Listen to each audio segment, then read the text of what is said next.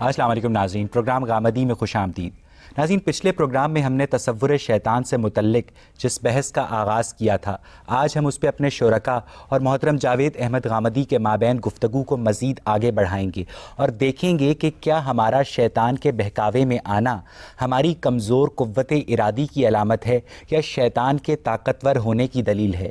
کیا خدا کی تخلیق آدم کی اسکیم شیطان کے بغیر مکمل نہیں ہو سکتی تھی؟ کیا شیطان بھی خدا کی مانند ہر جگہ موجود ہو سکتا ہے؟ کیا شیطان ہمارے اندر خدشات داخل کرتا ہے یا ہمارے داخلی خدشات کا نام ہی شیطان ہے؟ یہی بحث ہمارے آج کے پروگرام کا موضوع گفتگو ہے۔ جی، آپ کا سوال۔ اسلامک تھیولوجی میں جتنی مونوتھیسٹک ہسٹری آف مین ہے، اور اس میں بتایا جاتا ہے کہ شیطان جو ہے اپنی ڈاؤن فال سے پہلے، اپنے زوال سے پہلے ایک خدا سے محبت کرتا تھا، ان کی عبادت کرتا تھا اور خدا کو پسند تھا۔ تو اور دوسرا، قرآن میں جب اس کی خطا بتائی جاتی ہے تو اس کی صرف ایک خطا یا ایک گناہ بتایا جاتا ہے، جو یہ ہے کہ اس نے خدا کی نافرمانی کی۔ میرا سوال یہ ہے کہ قرآن میں جب شیطان کہتا ہے کہ میں سجدہ نہیں کروں گا کیونکہ میں اسے بہتر ہوں، تو خدا اس کا انکار نہیں کرتا، نہ اس میں اس کی نفی کی جاتی ہے۔ تو اگر اس میں کیا یہ خدا کے اینڈ پہ یہ ایک کیا کوئی انجسٹیفائڈ چیز نہیں ہے کہ اس نہ شیطان کو اپنی غلطی کا احساس دلایا گیا؟ دوسرا، جو خدا جو ایک رحیم ہستی ہے، ایک رحمت والی ہستی ہے، انسان کی ہسٹری ایک بے رحمی یا ایک انفارگیون ایکٹ سے شروع ہوتی ہے، تو خدا ایک جو رول ماڈل ہے پوری انسانیت کے لیے، وہ کیا کہتے ہیں پہلے شیطان کو فرگیو نہیں کر سکا، تو ہمیں کیا فرگیو کرے گا؟ پہلی بات جو آپ نے فرمائی ہے کہ شیطان خدا سے بہت محبت کرتا تھا، غالباً آپ کا اشارہ ابلیس کی طرف ہے۔ جی، یعنی میں نے تو واضح کر دیا کہ شیطان ایک ایڈجیکٹو یا اس میں صفت ہے جو انسانوں کے لیے بھی استعمال ہو جاتا ہے، وہ جنوں کے لیے بھی استعمال ہو جاتا ہے، لیکن اگر خاص ابلیس مراد ہے تو ابلیس کے بارے میں یہ جو کہانی سنائی جاتی ہے، یہ کہانی قرآن میں بیان نہیں ہوئی، یہ کسی صحیح حدیث میں بھی بیان نہیں ہوئی، یہ محض کہانی ہے، داستان ہے۔ قرآن نے صرف اتنی بات بیان کی ہے کہ وہ جنات میں سے تھا۔ یہ کبھی ہو ہی نہیں سکتا، خلاف عقل ہے کہ یک بیک اتنی بڑی سرکشی کا ارتکاب کر لیا جائے۔ سرکشی کے پہلے سے جراثیم موجود ہوتے ہیں، اس کے بعد آدمی اس کا ارتکاب کرتا ہے، چنانچہ وہاں بھی اسی طرح ہوا۔ تو ایک تو اس افسانے کو ذہن سے نکال دیجئے، یہ افسانہ لوگ سناتے ضرور ہیں لیکن اس کی کوئی بنیاد الہامی لٹریچر میں ہے کہ وہ بہت عبادت گزار تھا، وہ 10,000 سجدے یہ سب داستان ہے، کہانی ہے جتنی بھی۔ قرآن میں کہیں اس کا ادنا درجے میں ذکر نہیں ہے، کسی صحیح حدیث میں بھی اس کا ذکر نہیں ہے۔ میں تو اسی لیے بار بار نوجوانوں کو توجہ دلاتا ہوں کہ ان کے گھر میں اللہ کی کتاب موجود ہوتی ہے، اس کو نکال کے کبھی پڑھیں تو انہیں معلوم ہو کہ کتنی کہانیاں اور داستانیں ہیں جو ہمارے یہاں مشہور ہو چکی ہیں، درحال ہے کہ اس کی کوئی بنیاد نہیں ہوتی۔ دوسری چیز یہ ہے کہ جو شیطان نے کیا وہ صرف نافرمانی نہیں ہے، وہ سرکشی ہے۔ دیکھیے، نافرمانی تو سیدنا آدم علیہ السلام سے بھی ہوئی۔ سرکشی کا مطلب یہ ہے کہ جب آپ سے ایک غلطی ہو گئی تو غلطی کا پہلی بات تو یہ کہ محرک کیا ہے۔ آدم کی غلطی کا محرک اللہ تعالیٰ نے یہ بتایا ہے کہ انہیں ترغیب دے گئی کہ اگر آپ یہ غلطی کریں گے، جس کو اللہ نے منع کر دیا تھا وہ کام کریں گے، تو اس سے آپ کو حیات جاوداں، ابدی بادشاہی حاصل ہو جائے گی۔ یہ ایک اچھی بات ہے جس کی طرف وہ لپکے، یہ اپنی ذات میں بری بات نہیں ہے۔ شیطان نے یا ابلیس نے جو غلطی کی یا نافرمانی کی، اس کا محرک دیکھیے کیا ہے۔ اس کا محرک کسی اچھی چیز کو حاصل کرنے کا جذبہ نہیں ہے، انانیت ہے۔ اس نے جو استدلال کیا وہ یہ تھا کہ مجھے آپ نے آگ سے پیدا کیا ہے، میں ایک برتر مخلوق ہوں، اس کو آپ نے مٹی سے پیدا کیا ہے، یہ ایک کہتر مخلوق ہے، آپ نے اس کے سامنے مجھے سجدہ ریز ہونے کے لیے کیوں کہا؟ یہ در حقیقت انانیت اور تکبر ہے۔ انانیت اور تکبر کا ہی چلے اظہار ہو گیا۔ جس وقت توجہ دلائی گئی کہ یہ تکبر کس کے سامنے کر رہے ہو، عالم کے پروردگار کے سامنے کر رہے ہو، تو آدم کو جب توجہ دلائی گئی تو آپ دیکھیے قرآن کیا کہتا ہے، وہ فوراً توبہ کر کے رجوع کر کے اللہ کی طرف متوجہ ہو گئے اور انہوں نے اللہ تعالیٰ سے درخواست کی کہ ان سے فی الواقع غلطی ہوئی، انہیں معاف کر دیا جائے۔ اس نے کیا کیا؟ اس نے کہا کہ نہ صرف یہ کہ میں نے صحیح کیا ہے بلکہ میں اس سرکشی پر قائم ہوں اور اب میں قیامت تک انسانوں کو گمراہ کرنے کی ذمہ داری اپنے اوپر لے رہا ہوں۔ اس کے بعد خدا کیا رحمت فرمائے؟ وہ رحمت مانگنے کب گیا ہے؟ یہ تو آپ کی ہمدردی ہے اس کے ساتھ جو آپ فرما رہے ہیں کرتے ہیں۔ اچھا، فرشتے نوری مخلوق ہیں، تو ایک نوری مخلوق کس طرح خیر اور شر کا شعور رکھ سکتی ہے؟ اور اگر وہ خیر اور شر کا شعور رکھتی ہے تو کیا وہ شر کرنے کی صلاحیت بھی رکھتی ہے، جبکہ ہم جانتے ہیں کہ نہیں رکھتی؟ دیکھیے، بات یہ ہے کہ خیر اور شر کا شعور تو اللہ تعالیٰ ودیت کرے گا، اس کا کسی کے نوری یا خاکی ہونے سے کوئی تعلق نہیں ہے. یعنی اللہ تعالیٰ جس مخلوق کو چاہے گا خیر اور شر کا شعور دے دے گا، جس کو چاہے گا نہیں دے گا. بہت سے جانوروں کو اس نے خیر اور شر کا شعور نہیں دیا، حالانکہ ان کے اندر زندگی ہے اور وہ بھی بہرحال جبلتوں کے پابند ہیں، لیکن خیر اور شر کا شعور ان کے اندر نہیں ہے. انسان کو خیر اور شر کا شعور دیا گیا ہے، جنات کو دیا گیا، فرشتوں کو بھی دیا گیا ہے. یعنی تینوں مخلوقات خیر اور شر کا شعور رکھتے ہیں، باشعور مخلوقات ہیں. نافرمانی کرنے کی صلاحیت رکھتے ہیں، وہ کرتے نہیں. کیوں نہیں کرتے؟ اس لیے کہ ہمہ وقت خدا کے حضور میں رہتے ہیں. نافرمانی کرنے کی صلاحیت، یعنی وہ شجر و حجر کی طرح نہیں ہے کہ صلاحیت ہی نہیں رکھتے، ورنہ تو شرف کیا ہوا ان کا.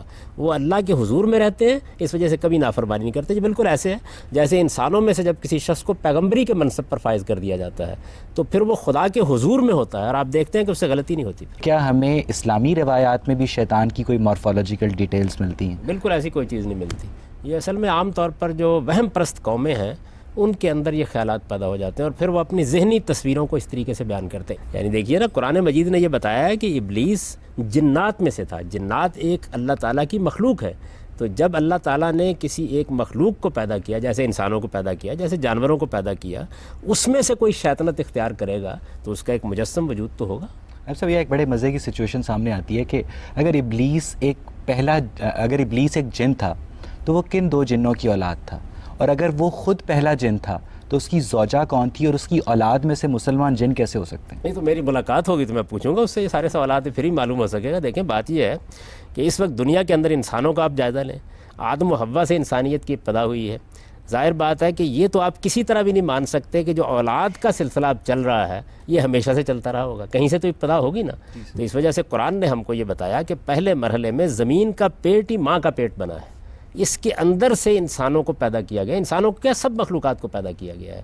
پھر اللہ تعالیٰ نے ایک لمبے عرصے کے بعد ہزاروں سال تک مخلوقات اس طرح سے پیدا ہوتی رہیں. ان کے اندر سے بعض مخلوقات کو اتنا ڈیولپ کر دیا کہ ان کے اندر اپنی نسل خود پیدا کرنے کی صلاحیت پیدا ہو گئی. اس کو قرآن نے لفظوں میں بیان کر دیا. دیکھیے قرآن کے الفاظ یہ ہیں: بدا خلق الانسان من طین ثم جعل نسلہ من سلالۃ من ماء مہین. ہم نے انسان کو پہلے مرحلے میں براہ راست گارے اور مٹی سے پیدا کیا، زمین کے پیٹ سے وہ نمودار ہوا. پھر اس کے بعد ایک لمبے عرصے تک ہم نے اسی صورت میں اس کو درست کرنا شروع کیا. پھر جب وہ بالکل درست ہو گیا تو اب ہم نے دوسرے مرحلے میں اپنی نسل خود پیدا کرنے کی صلاحیت. اس طرح تو آپ ایوولوشن کی تائید نہیں کر رہے. ایوولوشن کے دو پہلو ہیں.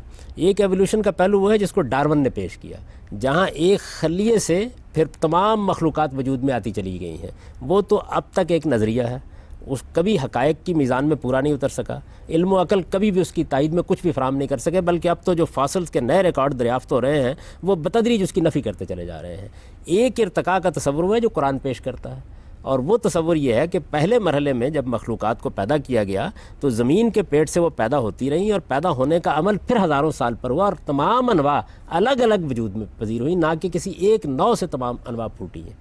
میں تو جب قرآن کی روشنی میں غور کرتا ہوں تو مجھے بالکل صاف واضح ہو جاتا ہے کہ آدم و حوا کی پیدائش جس طرح ٹوین پیدا ہوتے ہیں بالکل اسی طرح زمین کے پیٹ سے ہوئی ہے. اسی وجہ سے پسلی سے پیدا ہونے کی قدیم تعبیر اختیار کر لی.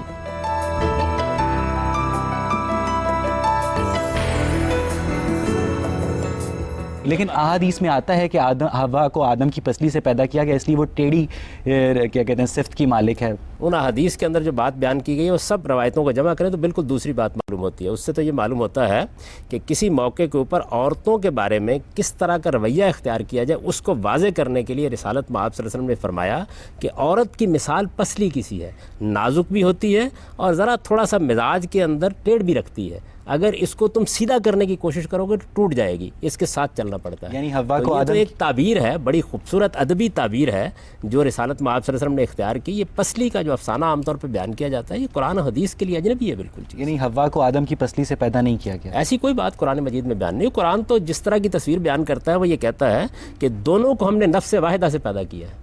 قرآن مجید کے اپنے الفاظ یہ ہیں کہ اے لوگو اس خدا کا تقوی اختیار کرو جس نے تمہیں ایک جان سے پیدا کیا، اور پھر یہ کہا ہے کہ ان کے اندر سے جوڑا بنایا ان کا، یعنی آدم کو بھی اسی جان سے پیدا کیا، حوا کو بھی اسی جان سے پیدا کیا. یعنی جو انسانی زندگی کی اصل حقیقت ہے اس کو بیان کرتا ہے. یہ نہیں کہتا کہ وہ جان کون سی تھی جس سے پیدا کیا جوڑے کو؟ ایک جان سے جوڑا پیدا کیا گیا, وہ جان کیا ہے؟ جان سے کیا مراد ہے؟ یہ بات یہ ہے کہ اس وقت بھی یہ ایک قطرہ آب ہوتا ہے جس کے اندر سے عورت بھی بنتی ہے اور مرد بھی بنتا ہے. لیکن ایک قطرے سے ایک مرد اور ایک عورت بیک وقت نہیں بن سکتے. نہیں, دیکھیے بات یہ ہے ایک قطرے کے اندر خصوصیات کیا ہے. اصل بات تو یہ ہے اللہ تعالیٰ نے جو ابتدائی زندگی پیدا کی ہے اس ابتدائی زندگی بارے میں ہمیں وہ بتاتا ہے کہ اس دنیا کے اندر یہ جو تمہیں زمین نظر آ رہی ہے اسی کو ہم نے ماں کے پیٹ کی طریقے سے انسانوں کی اور دوسری مخلوقات کی تخلیق کا محور بنا لیا. اس کے اندر سے یہ سب پیدا ہوئے. تو نفس واحدہ کا مطلب جو ہے وہ قطرہ آب نہیں ہے. یہ تو میں نے سمجھانے کے لیے ایک مثال آپ کے سامنے واضح کی. یعنی ایک جان سے پیدا کیا, ان کی شخصیت ایک ہے, ان کی شخصیت میں کوئی فرق نہیں ہے. یہ نہیں ہے کہ ایک اصل ہے اور دوسرا اس کا ضمنی وجود ہے, بلکہ ایک ہی جان, ایک ہی شخصیت, ایک ہی حقیقت ہے جس سے ان کو وجود پذیر کیا. ٹھیک, یار آپ پوچھو. ہاں جی, میرا سوال یہ ہے کہ اگر شیطان کو قیامت تک جو ہے وہ انسان کو بہکانے کی چھوٹ دی گئی ہے تو رمضان میں اسے کیوں قید کر دیا جاتا ہے؟ اللہ تعالیٰ انسان کے نفس کے اور انسان کے دل کے اوپر کیوں نہیں مہر لگا دیتا بجائے کہ وہ شیطان کو قید کر دیتا ہے؟ اس کی کیا ریئلٹی ہے, کیا حقیقت ہے؟ شیطان کو جو مہلت دی گئی ہے وہ مہلت تو قیامت تک اس لیے برقرار رہنی چاہیے کہ انسان کو جو مہلت دی گئی ہے وہ قیامت تک برقرار ہے. یعنی انسان کے ساتھ معاملہ یہ نہیں کیا گیا کہ ایک خاص دور کے بعد اب انسان سے اختیار چھین لیا جائے گا. قیامت تک جتنے انسان پیدا ہوں گے ان سب کے پاس ارادہ بھی ہے, ان سب کے پاس اختیار بھی ہے. جب ارادہ و اختیار ہے تو اپنا ارادہ و اختیار استعمال کریں گے. ارادہ و اختیار اچھا بھی استعمال کریں گے, برا بھی استعمال کریں گے. برا استعمال کریں گے تو اس پر انسانوں میں سے جو لوگ سرکش ہو چکے ہیں وہ بھی اثر انداز ہوں گے, جو جنات میں سے سرکش ہو چکے ہیں وہ بھی اثر انداز ہوں گے. یہ اثر انداز ہونے کا عمل بعد کے زمانے میں ہوتا ہے. اب یہ دیکھیے کہ یہ جو بعد کا عمل ہے اس کو اللہ تعالیٰ روک بھی دیتے ہیں بعض اوقات. چنانچہ رمضان کے مہینے میں بعد کا عمل روکا جاتا ہے. آپ کے نفس کو روک دیا جائے تو پھر تو آزمائش ہی ختم ہو گئی, امتحان ہی ختم ہو گیا. یعنی ایک سپورٹ کھینچ لی جاتی ہے, جو برائی کے حق میں موجود ہے وہ کھینچ لی جاتی ہے, لیکن جو اچھائی کے حق میں سپورٹ ہے یعنی فرشتوں کی سکینت وہ رمضان میں بھی باقی رہتی ہے. اسلام میں ڈیفرنٹ فرقے ہیں جو ڈیفرنٹ کنسیپٹ دیتے ہیں اسلام کے بارے میں, تو ہم اپنے شعور کو استعمال کر کے کیسے ڈیسائیڈ کر سکتے ہیں کہ کون ٹھیک ہے؟ یہ بات یہ ہے کہ یہ جو سیکٹس یا فرقے ہیں یہ وجود میں کیسے آئے؟ شعور کو استعمال کرنے سے آئے. یعنی انسان اپنے شعور کو استعمال کرتا ہے تو کسی چیز کو سمجھنا چاہتا ہے تو اس میں غلطی بھی کھا جاتا ہے. بعض اوقات نیک نیتی سے غلطی کھاتا ہے, بعض اوقات تعصب کی وجہ سے غلطی کرتا ہے, بعض اوقات جذبات سے مغلوب ہو کے غلطی کرتا ہے. تو آپ اپنے شعوری سے اس کی غلطی اس پر واضح بھی کرتے ہیں. یعنی یہ فرقے اور یہ جو گروہ آپ کے ہاں بنے ہوئے ہیں یہ اس وقت ایک مصیبت بنتے ہیں جس وقت تعصبات میں مبتلا ہو جاتے ہیں. ورنہ انسان سوچتا ہے تو اس میں مختلف زاویہ نظر وجود میں آ جاتے ہیں. ابھی دیکھیے ہم سب لوگ بات کر رہے ہیں, ہم انسان ہیں, ہمارے مابین بہت سی چیزوں میں اختلاف ہوگا, تو یہ کیا کوئی قابل مذمت چیز ہے؟ یہی تو انسان کا شرف ہے.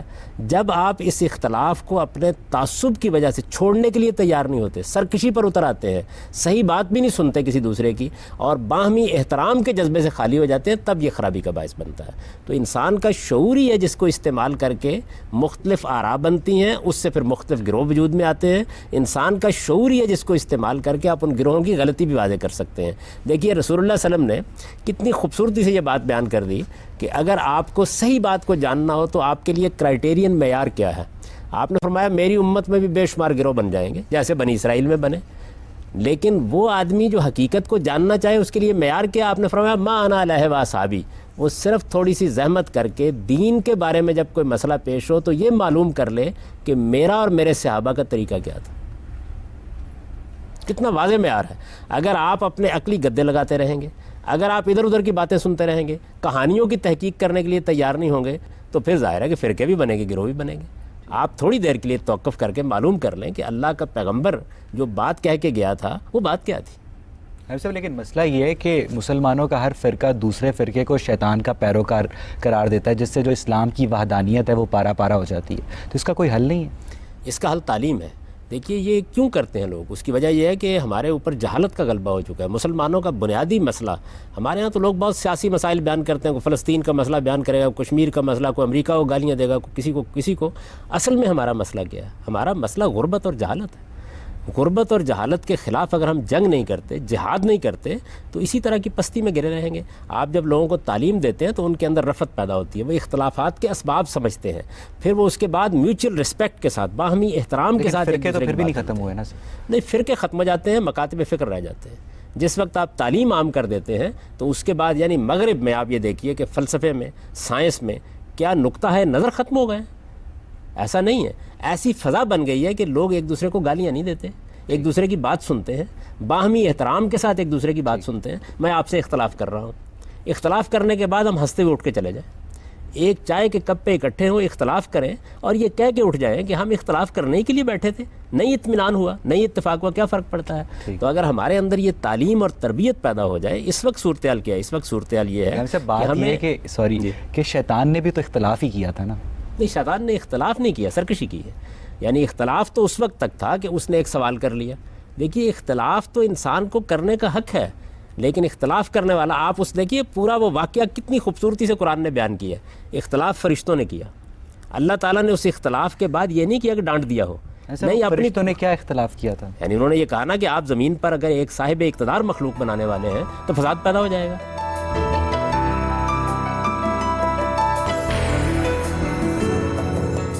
غلام صاحب، یہ بھی تو کہا جاتا ہے کہ شیاطین کو انسان سے 2000 سال پہلے بنایا گیا تھا اور وہ بھی صاحب ارادہ اور صاحب اختیار تھے، تو کیا انہوں نے فساد کریٹ نہیں کیا جتنا انسانوں نے کیا؟ بات یہ کہ جنات کے اندر بھی فساد پیدا ہوا اور فرشتوں کے سامنے ان کی بھی تصویر موجود تھی. وہ یہ جانتے تھے کہ ان کے اندر بھی فساد کے آثار موجود ہیں، لیکن کیوں ہے؟ اس لیے کہ ارادہ و اختیار دیا گیا ہے.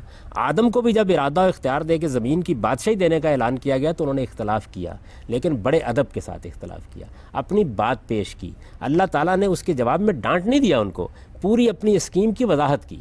جب پوری اسکیم کی وضاحت کی تو دیکھیے انہوں نے اس کے اوپر کیا کہا. انہوں نے کہا بات سمجھ میں آ گئی. ابلیس نے یہ بات نہیں مانی. اس کو بتایا گیا کہ اس وقت تمہیں ایک امتحان میں ڈالا گیا تھا. وہ امتحان کیا تھا کہ تم اپنی انانیت کے تابع ہوتے ہو یا برتر خداوند کے حکم کی پیروی کرتے ہو. تمہیں اپنی بڑائی تو یاد رہی، خدا کی بڑائی یاد نہیں رہی.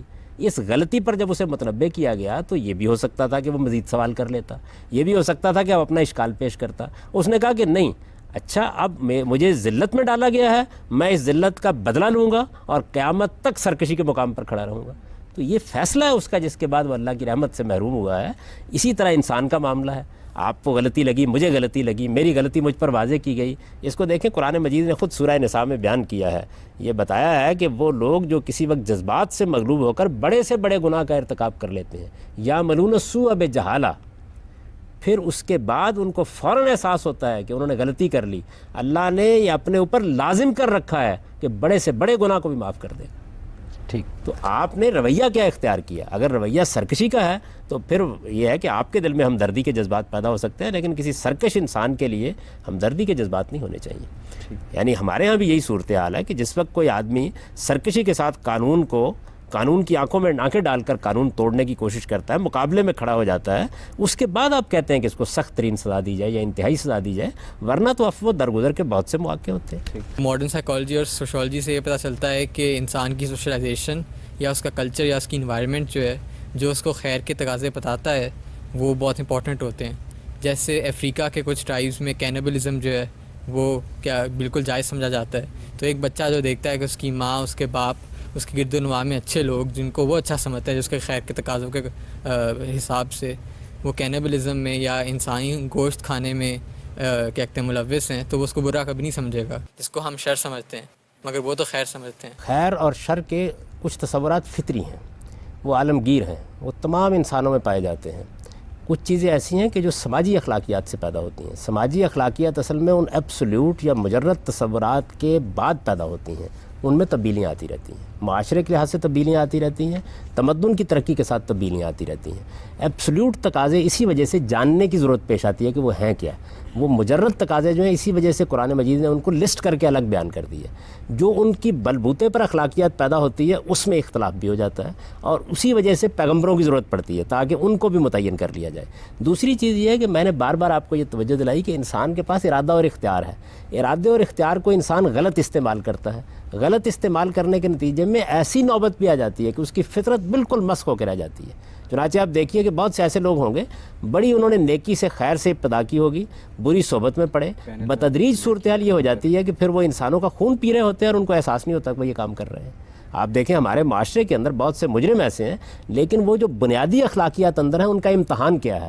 ان کا امتحان یہ ہے کہ یہ تو ہو سکتا ہے کہ وہ کسی دوسرے کا خون پی لیں، لیکن جب انہیں بتایا جائے کہ ہم تمہارا خون پینے کا فیصلہ کر رہے ہیں، اس موقع پر وہ اندر جاگ اٹھتا ہے۔ جن لوگوں کو آپ کہتے ہیں نا کہ وہ یہ کرتے ہیں، آپ یہ دیکھیں وہ اپنے ساتھ وہ کرانے کے لیے تیار نہیں ہوتے۔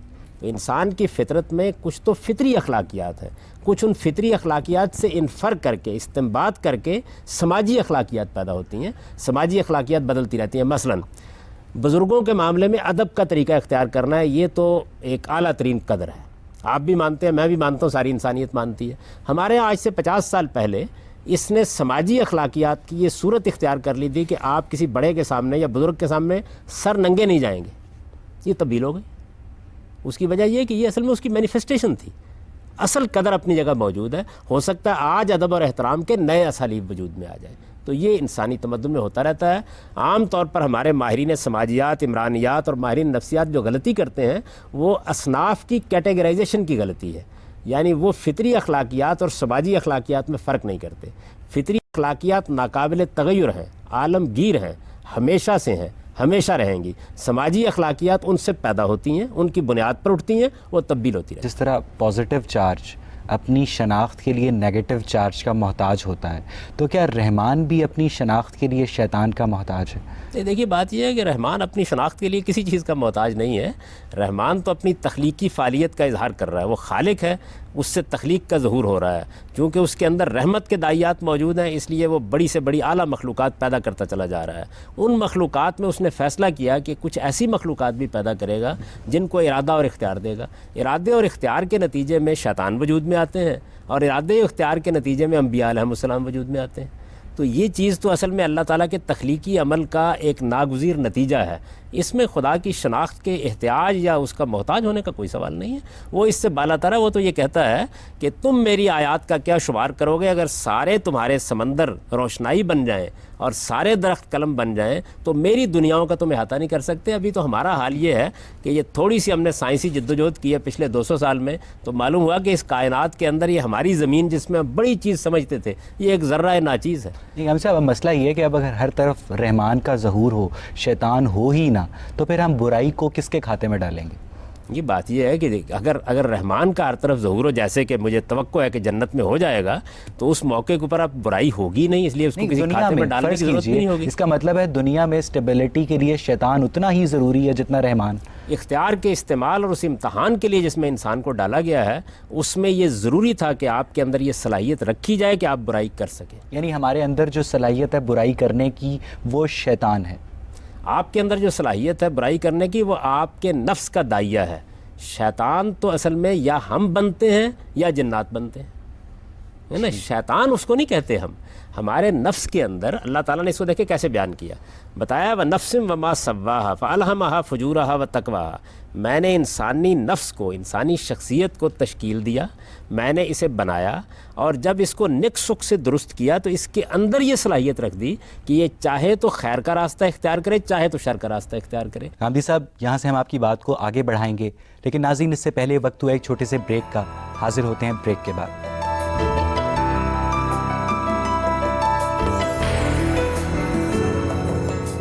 برائی کرنے کے لیے ہمیشہ شیطان کی سپورٹ کی ضرورت ہے، یا صرف جو اس کا ارادہ ہے، جیسے کہ آپ نے کہا کہ آپ برا ارادہ کر لیں، تو کیا وہ صرف اس کے ذریعے وہ برا عمل کر سکتا ہے، یا اسے شیطان کی ضرورت ہوتی ہے؟ اس کا بہت اچھا موقع اس وقت ملتا ہے جب آپ رمضان کے مہینے میں برائی کرتے ہیں۔ دیکھیے اللہ تعالیٰ کہتے ہیں کہ میں شیطان کو تو بند کر دیتا ہوں، جنات کو میں کسی قسم کے بھی وسوسے ڈالنے سے روک دیتا ہوں، اس کے باوجود برائی ہوتی ہے۔ تو اس کا مطلب یہ ہے کہ برائی کا منبع اور شر کا منبع خود آپ کا ارادہ و اختیار ہے۔ جب آپ اسے غلط استعمال کرتے ہیں تو اسے شر پیدا ہونا شروع ہو جاتا ہے۔ ایسا بات یہ ہے کہ مولانا مودودی اپنی تفہیم القرآن میں لکھتے ہیں کہ شیطان صرف اور صرف انسان کے اندر وسوسہ ڈالنے کی قوت رکھتا ہے، کسی کو جسمانی طور پر بیمار نہیں کر سکتا۔ تو پھر یہودی جادوگر لبید بن عاصم نے کس طرح آن حضور کو شیطانی جادو سے جسمانی طور پر بیمار کر دیا؟ یہ دیکھیے بات یہ ہے کہ یہ بات کہ جادو کیا چیز ہے، یعنی جادو ایک نفسی علم ہے، اس میں شیاطین کا دخل بہت بعد میں شروع ہوتا ہے۔ جادو کی کئی اقسام ہیں، اور آپ جب کسی نفسی علم سے کام لیتے ہیں، جیسے اب پیرا سائیکالوجی آپ کو بہت سی چیزیں بتا رہی ہے جس میں آپ اثر انداز ہو سکتے ہیں، ٹیلی پیتھی ہے اور بہت سی چیزیں ہیں، ان تمام چیزوں میں آپ کے اپنے نفس کی قوتیں اثر انداز ہوتی ہیں۔ جادو میں بھی عام طور پر انہی قوتوں سے کام لیا جاتا ہے۔ اس یہودی نے کیا جادو کرنے کی کوشش کی تھی، اس کی کوئی تفصیلات ہمیں معلوم نہیں ہے، یہ معلوم نہیں ہے۔ دن بدن بیمار پڑتے چلے گئے، یہ کہا جاتا ہے کہ ان کی کنگھی کے اوپر جادو ہو گیا۔ نہیں، یہ تو بہت حد تک دیکھیے بات یہ ہے کہ افسانے ہیں، اتنی سی بات صحیح روایتوں کے اندر بیان ہوئی ہے کہ جادو کرنے کی کوشش کی گئی. دیکھیے یہود کے بارے میں یہ بات قرآن نے بھی واضح کر دی ہے کہ جب انہوں نے دیکھا کہ استدلال کے میدان میں اس دعوت کو شکست نہیں دی جا سکتی, اخلاقی لحاظ سے بھی یہ اتنے برتر لوگ ہیں کہ ان کے مقابلے میں کوئی بات نہیں کہی جا سکتی, تو جس طرح انہوں نے جسمانی نقصانات پہنچانے کے لیے بہت سے منصوبے بنائے, جیسے کبھی بلا کر پتھر لڑکا دیا یا اس طرح کے معاملات کیے, اسی طرح جادوگروں سے بھی مدد لی جس طرح کہ اب بھی ہمارے ہاں لوگ کرتے ہیں. تو جادو کرنے کی کوشش کی گئی, یعنی وہ اپنی کوشش میں کامیاب نہیں ہوئے. کوشش میں کامیاب نہیں ہوئے. رسالت میں آپ صلی اللہ علیہ وسلم نے کچھ گرانی سی محسوس کی, اور اس کے بعد روایتوں میں یہ آتا ہے کہ آپ کو اللہ تعالیٰ کی طرف سے تعلیم دی گئی کہ آپ دعا کریں. جب آپ نے دعا کی تو وہ گرانی ختم ہو گئی. اس کو بعد لوگوں نے افسانہ بنا کے اس میں بہت سی تفصیلات کا اضافہ کر دیا ہے. قرآن مجید اس معاملے میں بالکل واضح ہے کہ کسی پیغمبر کو بھی ہرگز اس کے دشمنوں کے ہاتھ میں نہیں دیا جاتا. اللہ تعالیٰ اس کی حفاظت کرتا ہے. قرآن کے الفاظ ہیں واللہ یعصمک من الناس, آپ مطمئن رہیں اللہ تعالیٰ ان انسانوں کے مقابلے میں آپ کی حفاظت کرے گا. تو جو خدا کی حفاظت میں ہو اس کے اوپر کوئی چیز کیسے اثر انداز ہو سکتی ہے. وقتی طور پر ایک اثر ضرور ہوا, اللہ کی دعا سے فوراً ختم. یہاں سے مسئلہ یہ ہے حضرت زکریا بھی تو پیغمبر تھے, انہیں بھی تو ان کے دشمنوں کے حوالے کر دیا گیا. دیکھیے بات یہ ہے کہ اللہ تعالیٰ جس وقت کسی قوم کو سزا دینا چاہتے ہیں اور جس وقت وہ یہ فیصلہ کر لیتے ہیں کہ اب اس قوم کو آخری درجے میں سزا دینی ہے, تو پھر بعض اوقات پیغمبروں کے ساتھ بھی یہ معاملہ ہوتا ہے کہ پھر ان کو حوالے کر دیا جاتا ہے, لیکن وہ بھی صرف نبیوں کو, رسولوں کے معاملے میں یہ کبھی نہیں ہوتا. ٹھیک, آپ پوچھیے. اگر ابلیس کے واقعے کو غور سے دیکھا جائے تو اس میں یہ انڈورس کیا جاتا ہے کہ ڈکٹیٹرشپ ہو, الٹیمیٹ ٹروتھ کا ایک کانسیپٹ ہو, اور اگر کوئی بات کہہ رہا ہے اور آپ اس کو صحیح نہیں سمجھتے تو آپ اس کو سزا دے دیں, بلکہ فار لائف سزا دے دیں. تو اگر آپ نے کوئی سرکشی کے لفظ پر غور نہیں کیا. سرکشی کا مطلب یہ ہوتا ہے کہ میں نے ایک رائے قائم کی, مجھ پر میری رائے کی غلطی واضح ہو گئی, میں اب بھی اس پہ اصرار کر رہا ہوں, اس کو سرکشی کہتے ہیں. تو اگر مجھ پہ میری رائے کی غلطی آزادی واضح رائے کا نہیں کر مطلب یہ سکتا ہے کوئی, اگر آپ کی غلطی واضح نہیں ہوئی تو پھر تو آپ استدلال کریں گے نا, آپ بات بیان کریں گے, آپ دوسرے کی بات سننے کے لیے تیار ہوں گے. جب میں اپنے آپ کو انسان سمجھ کر اپنی رائے کا اظہار کر رہا ہوتا ہوں تو میں یہ کہتا ہوں جی میں نے یہ بات اس طرح سمجھی ہے, میرے پاس اس کے یہ دلائل ہیں, میں اپنی بات بیان کر رہا ہوں.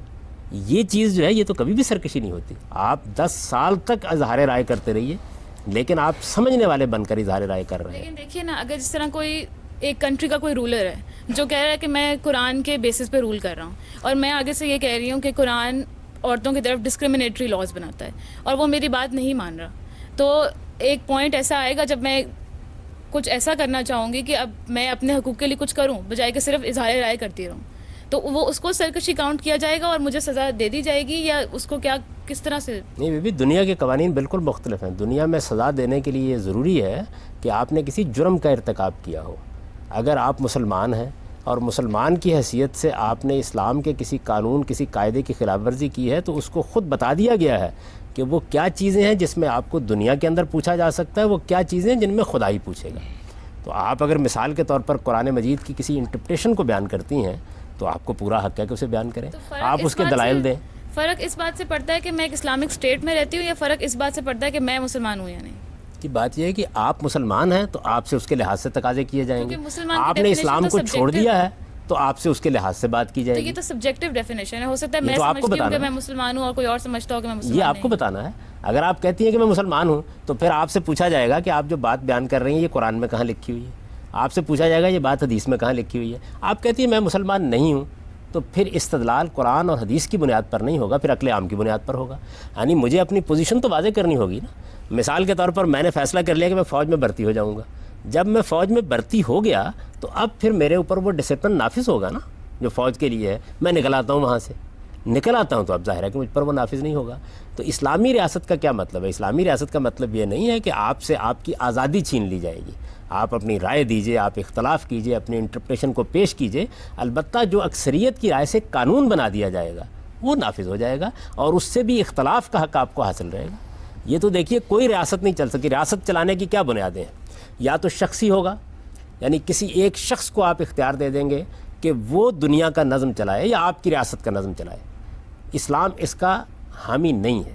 وہ تو یہ کہتا ہے کہ ایک جمہوری ریاست ہونی چاہیے, نہ شخصی ہونی چاہیے نہ طبقاتی ہونی چاہیے. دنیا کے اندر اب تک جو حکومت کے نظام وجود میں ہے یا تو شخصی ہوتا ہے، مغلوں کی حکومت قائم تھی، آپ یہ جانتی ہیں کہ اکبر اعظم کا نقطہ نظر اور تھا، اس نے اس کا نفاذ کر دیا، عالمگیر کا نقطہ نظر اور تھا، اس نے اس کا نفاذ کر دیا۔ اب شخصی حکومت ہمارے ہاں مسلمانوں کے اندر بھی بہت سی جگہوں پر قائم ہے، وہاں وہ نفاذ کر رہے ہیں۔ طبقاتی حکومت کا مطلب یہ ہے کہ ایک خاص طبقے کو حکومت حاصل ہوگی، جیسے مثلا ایران میں ہے، وہاں طبقہ علماء کے ہاتھ میں اقتدار دے دیا گیا ہے، وہ اپنی رائے کے مطابق حکومت کر رہے ہیں۔ تیسرا راستہ یہ ہے کہ جمہوری حکومت قائم کی جائے۔ تو اسلام جس چیز کو کہتا ہے وہ جمہوری حکومت ہے۔ جمہوری حکومت کا مطلب یہ ہے، اتفاق نہیں کرتے کہ اس پورے واقعے سے جو ابلیس اور اللہ کے درمیان کا جو واقعہ ہے، اس سے مونارکی اور ڈکٹیٹرشپ کو انڈورس کیا جاتا ہے، اور کیونکہ اس کو کہا جاتا ہے کہ وہ ایک الٹیمیٹ جسٹس ہے، جو ابلیس کو سزا ملی وہ الٹیمیٹ جسٹس ہے، تو کیونکہ صرف خدا کی یہ خیال تھا کہ وہ سرکشی کر رہا ہے اور ابلیس کا یہ خیال نہیں تھا، تو وہ دونوں اپوزنگ فورسز ہیں، تو ان کے بیچ میں ڈیموکریسی تو کہیں نظر دونوں نہیں اپوزنگ فورسز نہیں ہیں، ان میں سے ایک خالق ہے اور ایک مخلوق ہے۔ یہ بات بھی صحیح نہیں ہے کہ ابلیس کا یہ خیال نہیں تھا، ابلیس نے یہ مانا ہے کہ میں سرکشی کر رہا ہوں اور میں اس پر کھڑا ہو گیا ہوں اور میں اسی بنیاد کے اوپر مقابلہ کروں گا، یہ ساری بات ہوئی ہے، اور وہاں پر خدا کا انصاف ہے، ہو رہا ہے۔ آپ بات کر رہی ہیں انسانوں کے معاملے میں، انسانوں کے معاملے میں اصول یہ ہے کہ امرہم شورا بینہم کا طریقہ ہوگا، یعنی اکثریت کی رائے کی بنیاد پر قانون سازی ہوگی، اکثریت کی رائے کی بنیاد پر فیصلے کیے جائیں گے، اکثریت کی رائے نافذ ہوگی، اقلیت کو حق حاصل ہے کہ وہ تنقید کرے، اپنی رائے بیان کرے، لوگوں کو اس کا قائل کرے، کل کو اگر اس کو اکثریت حاصل ہو جاتی ہے تو وہ قانون بن جائے گا۔ تو دونوں چیزوں کو ملائیے نہیں، ایک دنیاوی قانون ہے، ایک خدا کے ساتھ معاملہ ہے۔ خدا کے ساتھ جب معاملہ ہوگا تو تب کسی عدالت میں ثابت کرنے کی ضرورت نہیں ہوگی، آپ کا ضمیر خود سامنے کھڑا ہو جائے گا۔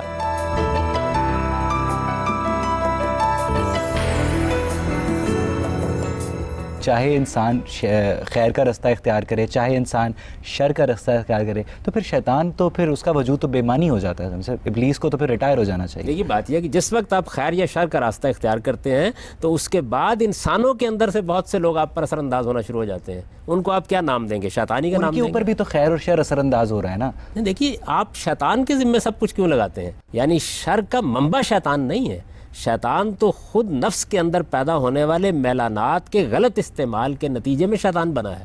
میں نے آپ کو بتایا کہ ہم انسانوں کے بارے میں کہتے ہیں کہ یہ شیطان ہو چکا ہے، اب تو اس کو کس نے شیطان بنایا؟ اس کے نفس کے میلانات نے، ابتدا تو ہمیشہ وہاں سے ہوگی، یعنی اس کے اندر جو خیر و شر کی صلاحیت ابلیس دی اس گئی۔ پہ اثر انداز نہیں ہو رہا؟ ابلیس بعد میں اثر انداز ہوگا، یعنی پہلے مرحلے میں تو انسان فیصلہ کرتا ہے، با ارادہ با شعور مخلوق ہونے کا مطلب ہی یہ ہے کہ فیصلہ مجھے کرنا ہے۔ آپ جائزہ لیں اس بات کا کہ شر کیسے وجود میں آتا ہے، ہمیشہ یا خواہش کا غلبہ ہوگا، یا رغبت کا غلبہ ہوگا، یا جذبات کا غلبہ ہوگا، یا تعصب کا غلبہ ہوگا، ہو نہیں سکتا اس کے بغیر۔ تو پہلے مرحلے میں تو آپ کے اندر شر پیدا ہوا، جب آپ نے شر کو پیدا کر لیا تو اب دوسرے اثر انداز ہوئے۔ تو شیطان شر کا منبع نہیں ہے، شر کا منبع اختیار اور ارادے کی صلاحیت ہے جو آپ کے اندر دی گئی۔ شیطان پھر یہاں پہ کیوں وجود میں ہے؟ جب اللہ تعالیٰ نے انسان کے اندر نفس کریٹ کر دی تھی تو شر بھی اللہ تعالیٰ نے بنایا، اگر شر اللہ تعالیٰ نے نہ بنا کے بھیجا ہوتا تو امتحان کس چیز کے درمیان ہو؟ اللہ نے شر نہیں بنایا، اللہ نے آپ کو اختیار دیا ہے، اختیار دینے کے بعد آپ اسے استعمال کریں گے۔ لفظ اختیار پر غور کیجئے، اختیار کا مطلب ہی یہ ہے کہ وہ غلط بھی استعمال ہو سکتا ہے، صحیح بھی استعمال ہو سکتا ہے۔ اگر آپ صرف صحیح کام کریں تو اختیار کیا ہوا؟ تو اختیار سے شر پیدا ہوتا ہے۔ اللہ تعالیٰ کو شر بنانے کی کیا ضرورت ہے؟ اللہ نے تو ایک بڑی اعلیٰ مخلوق بنائی انسان کی صورت میں، اس کو شعور دیا، اس کو ارادہ دیا، اس کو عقل دی، اس کو جذبات دیے، اس کو شاعری کرنے کی صلاحیت دی، اس کو ادب تخلیق کرنے کی صلاحیت دی، اس کو ایستھیٹک سینس دی، اس کے اندر جمالیات کی اس پیدا کی۔ اللہ نے تو کمال کر دیا، لیکن آپ کو اختیار دیا، اختیار کو استعمال آپ نے کرنا ہے، آپ غلط استعمال کرتے ہیں۔ کہ شر اگر ہم کریٹ کرتے ہیں تو آلریڈی ہے یہاں پہ، اگر بجلی ہم نے بنائی تو آلریڈی مطلب وہ تھی اس دنیا میں۔ آپ دو باتوں کو ملا رہے ہیں، بجلی ایک چیز ہے جس کو آپ نے دریافت کیا ہے، دریافت کی ہے، تو آپ نے آپ کو جو چیز دی گئی، آپ نے شر دریافت نہیں کیا، ایسا نہیں کہیں پایا جاتا تھا آپ نے دریافت کیا ہے، آپ کو اختیار دیا تھا، آپ نے اس کو استعمال کیا، شر وجود میں آ گیا۔ بات یہ ہے کہ ابلیس ایک ذی ارادہ شخصیت ہے۔ اب فرض کریں وہ قیامت سے پہلے ارادہ کر لیتا ہے کہ میں توبہ کر لیتا ہوں، اور اب توبہ کا دروازہ ہمیشہ کھلا ہے، تو پھر کیا ہوگا کام صاحب؟ یہ بات یہ ہے کہ اگر وہ ایسا کر لے گا تو اللہ تعالیٰ اپنے قانون کے مطابق جو فیصلہ مناسب سمجھیں گے کر لیں گے۔ ایک مفروضہ ہے نا جو آپ ایک مفروضہ ہے نا آپ نے قائم کیا، نہیں ہم سے پھر اس کو بخش دیا جائے یہ گا۔ بات یہ ہے کہ میں تو کوئی فیصلہ کرنے کی پوزیشن میں اس لیے نہیں ہوں کہ اس کے پہلے جرائم کتنے ہیں اس کے لحاظ سے ہی معاملہ کیا جائے گا نا۔ ہر توبہ لازم نہیں ہے کہ آپ کے پچھلے جرائم کی تلافی کے بغیر آپ کو صاف صاف جنت میں پہنچا دے۔ مثال کے طور پر ایک آدمی نے قتل کیے ہیں، ایک آدمی نے انسانوں کے ساتھ ظلم کیا ہے، ان کا مال لوٹا ہے، وہ اس کی تلافی تو کرتا نہیں، تو توبہ آپ کس کو کہتے ہیں؟ یعنی یہ کوئی آسان کام ہے کہ ایک شخص انسانوں کو بہکانے اور خدا کے مقابل میں کھڑا کرنے پر صدیاں گزار دے، بے شمار انسان دنیا سے رخصت ہو جائے، وہ اس کے تمام تیروں کے ترکش سے جتنے تیر نکلے ہوں ان کا ہدف بن کے رخصت ہوئے ہوں، اور اس کے بعد وہ یک کہ توبہ. توبہ کوئی الفاظ کا مجموعہ نہیں ہے. آپ کو اگر انسانوں کی حیثیت سے بھی کسی وقت حقوق العباد کے معاملے میں توبہ کرنی ہو تو وہ محض توبہ کا لفظ ادا کرنے سے نہیں ہوتی، آپ کو تلافی کرنی پڑے گی. اگر آپ نے کسی کا مال لوٹا ہے تو واپس کرنا پڑے گا، کسی کو قتل کیا تو اس سے معافی مانگنی پڑے گی. ابلیس فرض کریں توبہ کر لیتا ہے، وہ ایک عرصے تک اپنے گناہوں کی سزا جہنم میں بھی کاٹ لیتا ہے، تو الٹیمیٹلی کیا اسے داخل جنت کر لیا جائے گا؟ اگر وہ واقعی توبہ کر لیتا ہے، آپ کی بات میں اگر تھوڑی دیر کے لیے مان لوں اور اللہ اس کے بارے میں یہ فیصلہ کرے کہ اس کو سزا دے کر نکال لیا جائے، تو وہ فیصلہ کرنے کا حق رکھتا ہے. خلاف انصاف نہیں ہے، لیکن یہ ایک مفروضہ ہے جس پر آپ سوال کر رہے ہیں. دیکھیے بات یہ ہے کہ اللہ تعالیٰ جو کچھ کریں گے انصاف کے ساتھ کریں گے. انہوں نے یہ بتا دیا کہ ظلم کسی حال میں نہیں ہوگا، کسی مخلوق پر بھی وہ ظلم نہیں کرتے، بلکہ اپنے بارے میں یہ کہتے ہیں کہ ما انا بظلام للعبید، میں اپنے بندوں پر ادنا درجے میں بھی کوئی ظلم کرنے والا ایک نہیں. آگ ہے، ہم جانتے ہیں کہ میٹر کے باہمی کیمیکل ریئیکشن سے پیدا ہوتی ہے، اس لیے آگ کاز نہیں افیکٹ ہے. تو آگ تخلیق ہے، تو آگ پھر کس طرح شیطان اور جنوں کا کاز ہو سکتی ہے؟ نہیں، وہ مادہ تخلیق ہے. جس طرح میرا مادہ تخلیق جو ہے وہ مادے کی یہ ٹھوس چیزیں، آپ نے تجزیہ کیا نا انسان کا تو معلوم ہوا کہ اس کے اندر اتنی کیلشیم ہے، لیکن اس کے اندر اتنا لوہا ہے. مٹی کہاں ہے؟ مٹی کہاں ہے؟ انسان کہتے ہیں نا کہ مٹی سے بنا، کیسے بنا؟ کہتے ہیں مٹی سے، اس لیے کہتے ہیں مٹی سے کہ اس زمین کے جو اجزاء ہیں، یہ ٹھوس مادی زمین کے جو اجزاء ہیں وہی انسان کے اندر پائے جاتے ہیں. اور آگ کے اجزاء جنوں میں پائے جاتے ہیں اور شیاطین، یعنی وہ مادہ تخلیق ہے. دیکھیے نا، مادہ تخلیق کا مطلب یہ ہوتا ہے کہ آپ نے لوہا پکڑا، اس سے آپ نے تلوار بنا دی، لوہا پکڑا اس سے آپ نے چاقو بنا دیا، لوہا پکڑا اس سے آپ نے جہاز بنا دیا. تو مادہ تخلیق کیا ہے آپ کا؟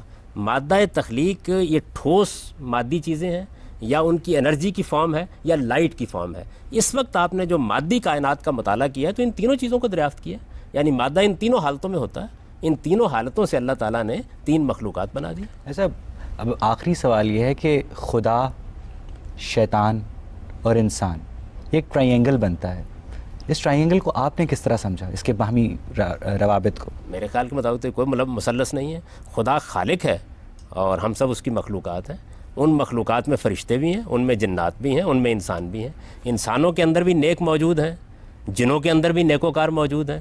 ہمارے اندر بھی غلطیاں کرنے والے موجود ہیں، ان کے اندر بھی غلطیاں کرنے والے موجود ہیں. ہمارے اندر بھی سرکش ہو کر کچھ شیطان بن جاتے ہیں، ان کے اندر بھی سرکش ہو کر کچھ شیطان بن گئے ہیں.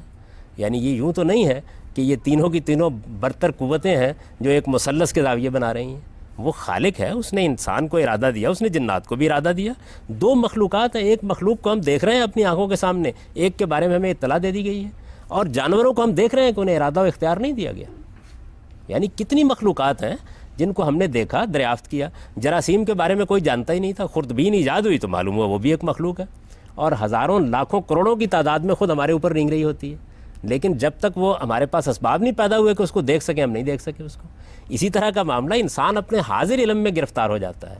تو جس طریقے سے آپ کو خوردبین کے نیچے لے جا کر بتایا جاتا ہے کہ دیکھیے ایک اور مخلوق بھی پائی جاتی ہے، اسی طرح اللہ تعالیٰ قرآن مجید میں یہ بتا رہے ہیں کہ ایک اور مخلوق جنات کی صورت میں پائی جاتی ہے. اس کا مادہ تخلیق آگ ہے، انرجی ہے، اور اس کے تحت وہ وجود میں آتی ہے. اس کے اندر بھی وہی صفات ہیں جو انسانوں کے اندر ہیں، ارادہ بھی ہے، اختیار بھی ہے، غلط بھی استعمال کرتی ہے، صحیح بھی استعمال کرتی ہے. آپ سورہ جن قرآن مجید کی پڑھی ہے، اس میں بتایا گیا ہے کہ جنات نے خود یہ بتایا کہ ہمارے اندر بڑے نیکوکار، اللہ کو ماننے والے، پیغمبروں کی دعوت پر ایمان رکھنے والے موجود ہیں، اور ہمارے اندر سرکش بھی موجود ہے. خدا فرشتوں کو